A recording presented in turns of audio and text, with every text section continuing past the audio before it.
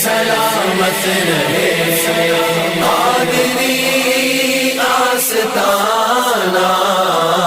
سلامت رہے۔ ایک دن سرکار صلی اللہ تعالیٰ علیہ وآلہ وسلم کی پیاری زوجہ محترمہ حضرت عائشہ صدیقہ طیبہ طاہرہ رضی اللہ تعالیٰ عنہا سرکار صلی اللہ تعالیٰ علیہ وآلہ وسلم کا سر مبارک اپنے گود میں رکھ کے سر پر ہاتھ پھیر رہی تھی، تو سرکار نے فرمایا عائشہ آسمان کے ستارے تو دیکھ۔ تو سرکار صلی اللہ تعالیٰ علیہ وآلہ وسلم کی بارگاہ میں حضرت عائشہ صدیقہ عرض کرتی ہیں یا رسول اللہ کیا کوئی ایسا بھی ہے جس کی نیکیاں ان ستاروں جتنی ہو؟ تو سرکار صلی اللہ تعالیٰ علیہ وآلہ وسلم نے ارشاد فرمایا کہ ہاں میری امت میں حضرت عمر بن خطاب کا مقام اتنا ہے کہ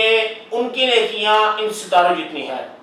تو سرکار صلی اللہ تعالیٰ علیہ وآلہ وسلم کی وہ زوجہ محترمہ حضرت عائشہ صدیقہ نے عرض کی یا رسول اللہ تو میرے ابا جان کا مقام کیا ہے؟ تو سرکار مسکرائے فرمایا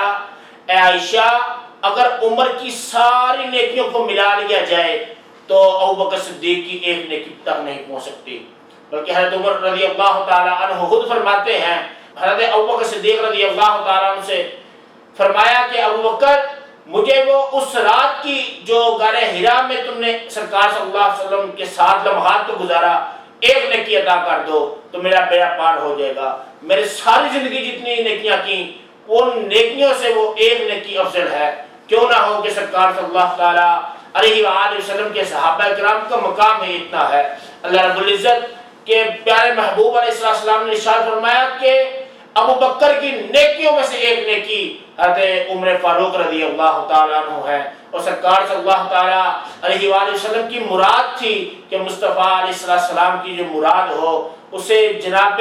حضرت عمر بن خطاب رضی اللہ تعالیٰ عنہ کہا جاتا ہے۔